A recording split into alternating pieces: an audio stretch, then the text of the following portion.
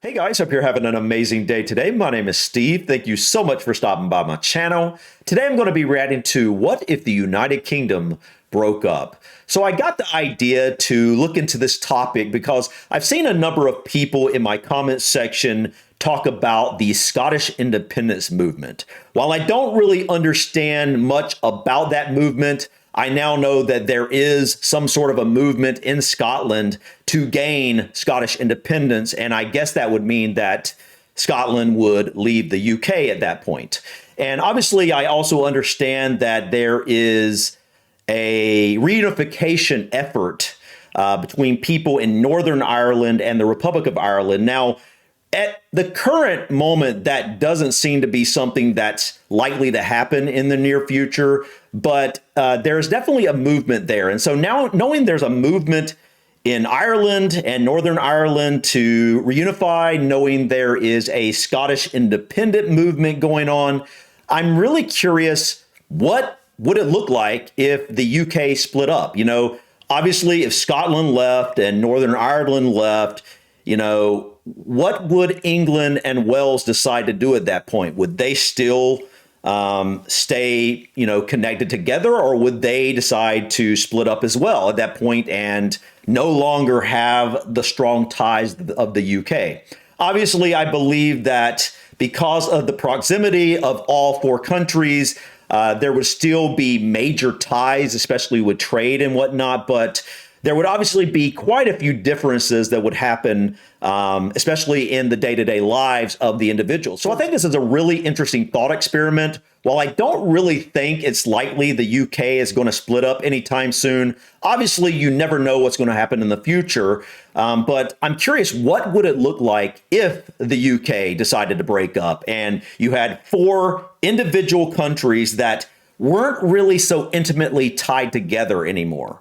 Like we said, obviously there would be trade and whatnot, but you would no longer be the United Kingdom. Anyways, guys, enough rambling from me. Let's go ahead and dive in and check out what if the United Kingdom broke up. The United Kingdom. Today, there are four countries in the United Kingdom: England, Scotland, Wales, and Northern Ireland, and then other smaller possessions. Their capitals are London, Edinburgh, Cardiff, and Belfast, respectively. Apart from England, each country has their own governments, each with varying powers. And this is a key detail because by not having its own local government, we understand the weight and power that the English have in ruling the United Kingdom. Obviously I understood that England had a huge amount of power when it comes to what happens in the UK in general, but that's interesting that England doesn't technically have its own local government.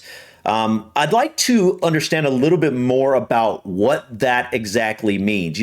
I've looked into the UK government a little bit, but I've never really dove in and fully understood exactly how everything works. That's something I need to put on my list to check out pretty soon. Might be historically justified or not, but it happens nonetheless. They didn't always exist together, and in fact, their union is reasonably recent when it comes to the big picture of history. The union between the Kingdom of England, which included Wales, and the Kingdom of Scotland took place in 1707 to form the Kingdom of Great Britain, followed by the union with the Kingdom of Ireland in 1801. Most of Ireland seceded from the UK in 1922, achieving independence. So what if, following the early example of the Irish, the other constituent countries of the UK also seeked to achieve their independence in the coming years? Whether we think it would be good or bad, I think we can't deny it's a possibility. A lot of people across the countries, some more than others, have argued for this separation. All right, so I don't want to pause too much, guys, but I'm curious. Out of everybody watching this, if you're in the UK, would you be for or against separation or independence, depending on what country you live in? I'm guessing most people probably want to stay within the UK, but I'm really curious what percentage of people in each country would prefer independence. Let me know in the comments, guys, what you think about this, or what you know based off of the sentiment of the people around you, wherever you live. In this video, we're going to explore this possibility. What if the UK separated itself? from one nation into 4 or even more separate and independent countries. First, here's More why than it 4. could happen. When I usually do That's these interesting. videos like I did for the United States, Australia, or Brazil, they are highly unlikely, if not completely impossible. But in this case of the UK, at least as I make this video, the possibility is reasonable or at least existent. Scotland's independence was put to a vote already. It lost, but not by much, and the circumstances have changed a lot. Okay, that just answered my question a little bit. So as of 2014, who knows how it's changed since then, almost 45% wanted to leave. Wow. Okay, and so would it be that simple? Like if a country wants to leave, is it as simple as a vote? Because in the US, there's so much involved with a state leaving the union. I mean, it's all the other states have a say in can a state leave the union. So I'm curious, would the other 3 countries, would they have to have a say in if the one country, say Scotland in this case, could actually leave? Factors which were keeping Scotland in the UK have gone away. When the UK voted to leave the EU and yes won, it only won overall in England and in Wales. In Scotland and Northern Ireland, the majority, and in Scotland's case a big majority, voted to remain. Because of this, and some of the reasons, pressure for a new vote is building. The latest polls point to a victory of independence by 5 or more points should a new independence referendum take place. In Northern Ireland, population tendencies are changing, and current agreements after the UK left the EU might push the 2 Irish states towards unification. The Good Friday Agreement state that Northern Ireland will be able to vote for unification when they choose to, and a recent poll from January of 2021 by the Sunday Times points to 42% of people in Northern Ireland wanting unification. 47% are still against, but it's a shorter lead than a 2018 poll that only had 17% in favor. If such should happen, which I find a big jump. Likely out of all these scenarios, 2 of the 4 countries would be out: an independent Scotland and a free Northern Ireland, which would eventually unify with the Irish Republic. And after this, how long could England and Wales remain together as the 2 last countries in a much smaller United Kingdom? Just this week, the BBC published an article titled "Welsh Independence: More People in Favor," but the latest polls only point to 22%. However, this number could go up if Scotland and Northern Ireland leave. A quarter of voters were undecided, and the independence movement has jumped from 2,000 members to 17,000 in just a year. Wales That's a big jump. Funding from the EU, which is now gone, and their economy is suffering a lot with the UK leaving the European Union. And so we could end up with 4 new countries, or even other smaller sovereign states like the Isle of Man or Gibraltar. But for now, let's focus on the main 4: England, Scotland, Wales, and Northern Ireland, and understand how they would do on their own. First, becoming independent, each would need their own specific government. As I mentioned, all of them already have local governments. Today, they have different levels of autonomy and power, but the infrastructures exist, so it would be just a matter of transferring full control of the territory to them. England has no local parliament or government, however they could just inherit the UK one. But what type of governments would they have? A few countries throughout the world that got their independence from the British remained as a part of the British Commonwealth, also keeping the British monarch as their head of state. But would this be the path for these new countries as well? I honestly feel that they would be less likely to want to remain a monarchy. If they would go through the whole process of separation, they would probably not want to keep any ties of sovereignty with the UK. And so I don't know. What do you think about that? I'm under the impression, especially Scotland, out of the other 3 countries outside of England, obviously England would keep the monarchy. But I feel like out of the other 3, I feel like Scotland is the most likely to want to keep the monarch. I don't know. I don't know why that is. I just feel like that's probably the case. Let me know what you think in the comments, guys. we could see Scotland, Wales, and Northern Ireland become full-on republics with their own governments, but also with their own presidents. When it comes to the flags of these new countries, I don't think much would change since they already have their own individual flags today within the Union, flags which have been around since incredibly early on, even before the United Kingdom existed. England has the St. George's Red Cross on a white field in use since around 1348. Scotland has the St. Andrew Saltire since 1286. Wales has the Red Dragon flag on a green and white field, arguably one of the coolest flags in the world, whose variants have been present since 1485. And Northern Ireland has no official flag, but a commonly used one is the Ulster banner. But this is if all countries became independent. What if only one or two left? If Scotland were to leave, would it make sense to remove the blue background? Oh, that's an interesting question.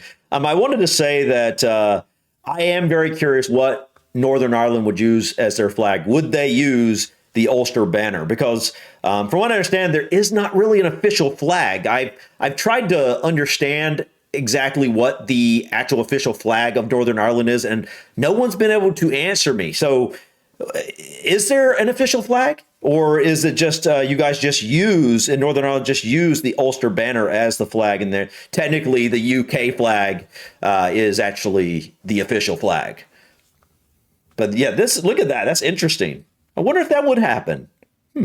From the UK flag, leaving it simply white and red. I think the Union Jack is such a cultural symbol at this point that, should it happen, I wouldn't change the flag. But what if Northern Ireland also leaves? That would just leave us with the English flag. Wales' absence from being represented in the Union Jack is unfair as it is, but in the case of an England-Wales union, they would have to figure out a way to represent them as well. And so, a new flag might have to be designed. And what about the Australian and New Zealand flags, which use the Union Jack on the top left corner? They could still remain a part of the Commonwealth, but if some argue it doesn't make sense to keep the canton there now, would its removal be needed in these scenarios? When it comes to population, the United Kingdom's population in 2020 was estimated to be 67.8 million, the world's 21st most populated country, but the distribution of people along the territory is highly unbalanced. England accounts for the vast majority at 56 million people, Scotland only has around 5.4 million, Wales 3.1,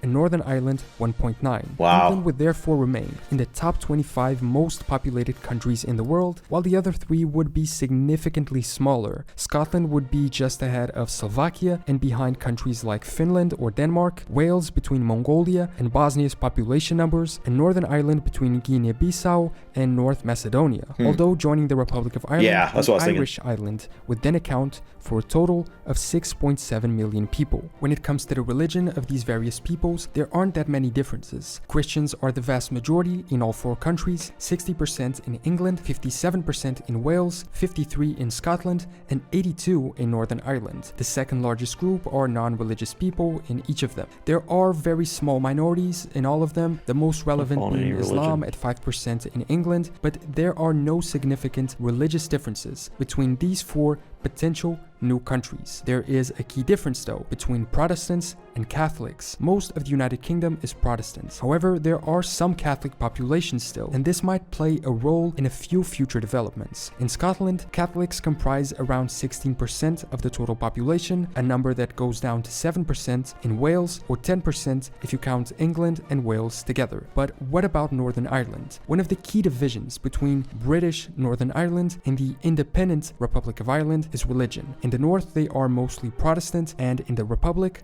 mostly Roman Catholic. But things are changing. In 2011, 48% of Northern Irish saw themselves as Protestant and 45% as Catholic. And over the past 40 years, the number of Catholics has been steadily increasing, and the number of Protestants going the opposite direction. This population tendency might contribute to an easier path towards Irish unification in the future, and especially in the case of Northern Irish independence, a situation where their connection to the great Protestant country of the area, England, would be much smaller. And what about the area in which these people live? United, the UK has a total area of around 242,000 square kilometers, the world's 78th largest country. How would it be divided in the case of separation? Once again, England makes up the majority of this. Yeah, this is what I'm curious about, because obviously I can tell that Wales and Northern Ireland are much smaller than both England and Scotland. But I've been really curious. What is the size of the land difference between England and Scotland? Because honestly, on a map, they look fairly similar, although it does look like England is slightly larger. I've been curious about this, but I haven't looked this up yet. 130,000 square kilometers, 54% 120 of the UK's for Scotland. European land. Oh, wow. Scotland comes second with 32%, Oh. Wales at 9%, and Northern Ireland last with only 6% of the territory. England would still be within the top 100 biggest countries at number 95, just behind Greece. Scotland only at 115, ahead of Czechia but behind Austria. Wales at 148, between El Salvador and Belize, and Northern Ireland at 156, behind East Timor. The border of Northern Ireland with the Irish Republic would likely remain open, further contributing to unification, but it's likely that free movement of people and goods would also be a reality within Great Britain. Oh, I'm sure. Additionally, there is the Trade, issue man. of other Definitely overseas territories that the British have today. Which of the countries would keep control over them? I think proximity makes sense for this, so the Channel Islands would necessarily remain dependencies of an independent England. But what about those in the Caribbean, Africa, or Asia? What about the economy? The British GDP was 2.8 trillion in 2019. They are the world's fifth largest economy, but the distribution per country is, again, very different. England accounts for most of it, with London alone being a key part of their economy. I guess that's why there are even some people who have the crazy idea of London becoming its own independent city-state. Sort of like what Vatican is to it starts Italy, like the Vatican. for companies instead of the church, I guess. Out of those 2.8 trillion, 2.4 were generated through and in England. Although if you exclude London, that number falls to 1.7 trillion. However, still very much ahead of Scotland at 200 billion, Wales at 100 billion, and Northern Ireland at 50 billion. London alone surpasses the other three combined, with their 700 billion contribution to the UK's GDP. At 2.4 trillion, England would drop from the UK's 5th place to that of the 7th global economy, then behind India and France. Scotland would go down to number 50, just behind Portugal, Wales further down between Kenya and Ethiopia, and Northern Ireland would roughly match Panama's economy size. This next graphic's information is from 2012, so almost a decade outdated, from the British Office for National Statistics, but it's still interesting to look at, because despite— Hold on, I want to see this.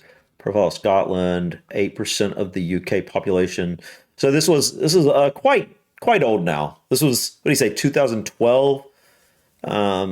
So the life expectancy, 80 years. Oh wait, does that say Wales? Yeah, Scotland. Well, okay, so they're just comparing Wales and Scotland here.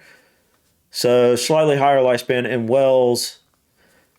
So I think the US is around 76 or something. So it's pretty similar, you know.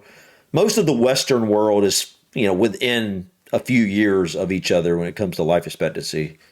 Median age, 40. Okay, so yeah, again, Northern Ireland is quite a bit younger than the rest. Okay. Population under 16, economic output. It's interesting, man.